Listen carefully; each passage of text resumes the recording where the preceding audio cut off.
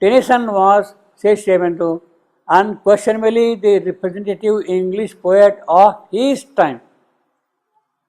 Representative of his time. Now, what are his time? This also means that in his poem, divine event has the quality of his time.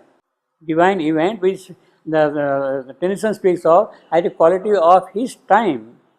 His time. Only religiosity at the best. In it, the spirit is not filled, but the outer aesthetic mind is caught and for a time held captive. In contrast to this, the divine event. Now, Savitri divine event, and this is Tennyson divine event. You can see the difference also, what Savitri has made specifically. Savitri has made a capital here, as against the divine event in Tennyson. The divine event we have in Savitri belonging to another luminous dynamic category, another eventful world altogether, occult and densely packed with supernatural connotation. These profoundly transcendental connotations carrying the sense of greatness is poised for the appearance in eternity's time. Savitri was a master of English literature in its several branches and is a professor had taught poetry. He also showed the possibility that are open to it, to poetry, rather showed the direction in which poetry should move in future. No wonder, with his vast professional background, Tennyson's phrase should come to him with perfect naturalness. The divine event. See, in the very second line, second sentence, he is using Tennyson's phrase, which is something important, which is significant to see. But in the alchemic process of spirituality, the very phrase undergoes a most wonderful transformation. The change which Savitri has brought from Tennyson, the line across the path of divine event is definitely coming from a far off place which Tennyson does not know. From a blue sky far above our imagination and thought and feeling and perception. It is coming from some bright overhead plane with its own sense of powerful rhythm and substance and wideness of vision. The best way, so to say, to understand the nature of the divine event is therefore to rise to that overhead height. It is possible only when the mind falls silent. So when you are reading Savitri, you have to really see from that angle. Savitri demands that throughout our minds falling silent. It is only in some omniscient hush that its contents get revealed.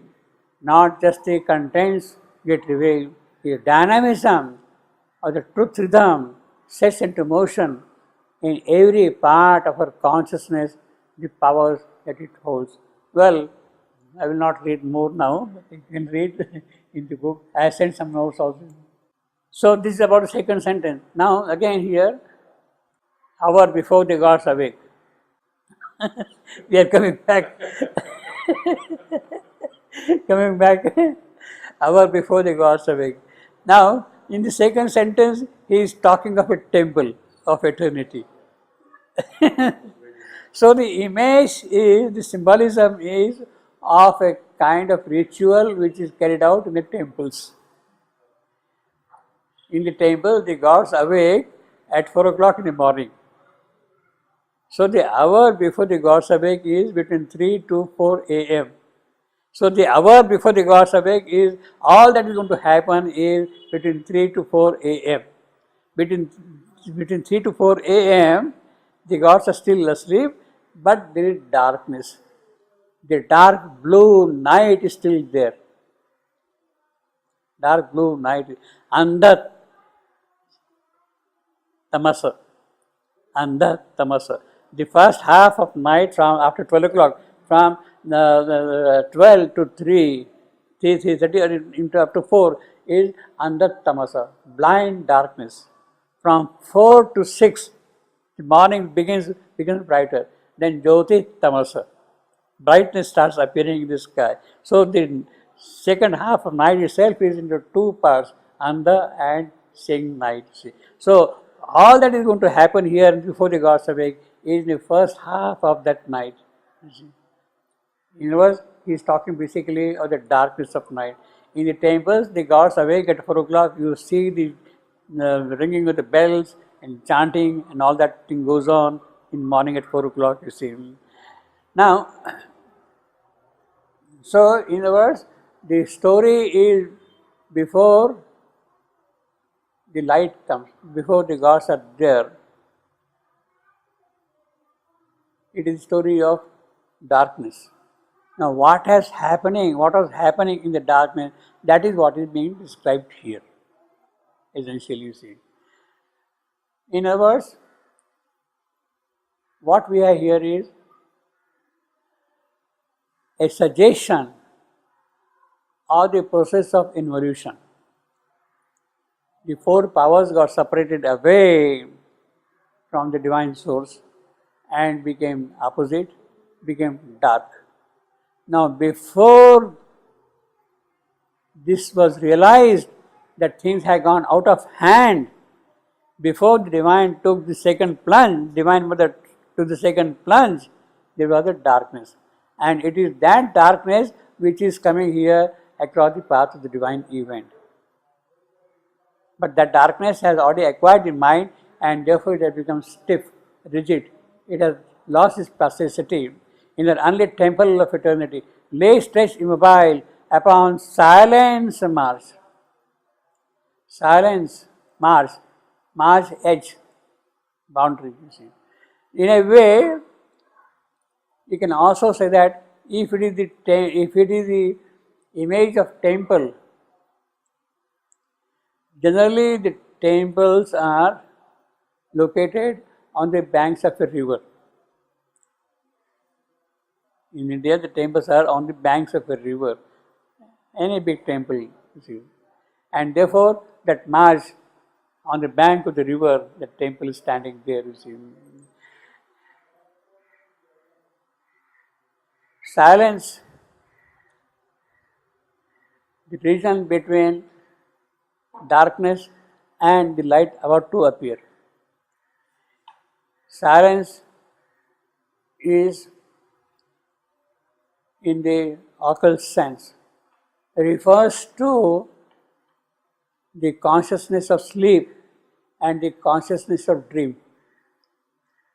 Consciousness of sleep, that is total silence. Consciousness of dream, when some kind of an activity is appearing here. Consciousness of silence, consciousness of sleep, what is called is sushupti, pratnya consciousness. It is the sleep of knowledge, knowledge which is held back from action, knowledge which is held back from action. See, there are four states I have told you already: the waking consciousness, the dream consciousness, the sleep consciousness, and beyond Turiya. That is what the Upanishad speaks of. Jagrata, Swapna, Sushupti, and beyond Turiya. Now, this silence is the silence of Sushupti which is present there, and it is on that silence of sleep, means everything is held back. It is silence means held back. It has not come into expression. Therefore, lay stretched immobile upon silence march. The mind of night is now lying across that happening between dream and sleep, across the path of the divine event. So, this is a very picturesque way of saying that the mind of night is an obstacle standing across the path of the divine. The divine event wants to progress, it cannot progress at all, you see. Now, whether that was happening in every creation, that we do not know. But in this particular creation, it is definitely there. Because the possibility of supramental manifestation are coming into play in this creation. So, they are becoming more and more prominent in this particular cycle of creation. You see. In her unlit temple of eternity, now she is a goddess. She has a temple. And what kind of temple? It is the temple of eternity itself. The creation of night is an aspect of the infinite himself, of the divine himself. So it is the temple of eternity, and there is no light there. It is unlit. Obviously,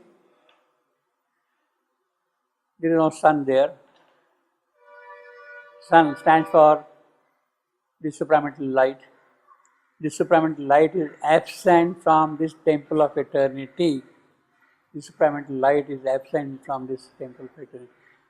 Can there be a switch by which that light can be put on? We do not know. In fact, it may have to be built. Lay stretched immobile upon silence march. So between dream and sleep, all these things are happening. The temple is unlit. In a way, it is good that the divine event does not proceed under this condition. In a way, it is good, because what it wants is light to come forward, some kind of an awakening it wants. Then only it can proceed further, you see. In an unlit temple of eternity, lay stretched mobile upon silence march. Yes. Sleep. Everything is contained. Sushupti means the sleep. Yes. The sleep of knowledge. Sleep of knowledge. No, it is pradnya. The Sanskrit term for that is pradnya. Everything is contained. Because it is sleep, therefore it is not expressing. It is held back. It is held back. Therefore it is sleep. It does not come into play, into activity, into dynamism. Almost one-felt, opaque, impenetrable, in this somber symbol of our eyeless view. Again he says night. It stands for night. See, grammatically there is a genuine question here, whether that alone is for night or for mind. Grammatically there is a genuine question. But sometimes it can be split also. You see, grammatically alone should refer to mind, but other description, her, etc., etc., make alone connect with night. It is night which is coming into play. Because mind would be its Rigid. instead of her. Mind cannot be for her. No, certainly not. Mind would be It. So maybe it means the mind is alone in the temple of the night. No, see, alone has to be referred to night. See, he has taken a kind of a liberty of splitting it up. He has taken, yeah. That is what I am saying. Grammatically, it should refer to mind. Grammatically. But her immediately tells you, look, it cannot be mind. And therefore again here, her eyeless muse, it is not mind which is seeing, it is night which is seeing. It is night which is contemplating. It is night which is musing. Eyeless muse, obviously she has no eyes. Almost one-felt, opaque, impenetrable, in the somber symbol of her eyeless muse, the abysm of the embodied infinite. Abysm of the embodied infinite. The infinite has law. See, a fathomless zero occupied you. In one sentence, he has told you straight away that look, we are talking about zero, about shunya, about the plunge the divine has taken into himself. You call it plunge, you call it separation, you call it whatever you want it. Basically, what it means is the divine has withdrawn himself from himself. The divine has withdrawn himself from himself. That is the plunge. That is the abysm. Because he has withdrawn from himself, it is shunya, it is zero. It is Shunya, it is zero. And divine has withdrawn from himself. From himself means what? As I told you, well, we can kind of imagine when you are really meditating and concentrating more and more inward, going more and more inward, you start losing contact with the outer. You start losing contact with. So when your concentration is so much intensified that you are totally withdrawn from outside, no contact. So you have separated yourself from yourself. Almost one-felt, opaque, impenetrable. In the somber symbol of our eye. So therefore, naturally, it is a blind darkness into which you are moving. The abysm, the unbodied infinite. Unbodied infinite. It is the infinite himself who has become that, you see. Abysm, the deep hole, fathomless.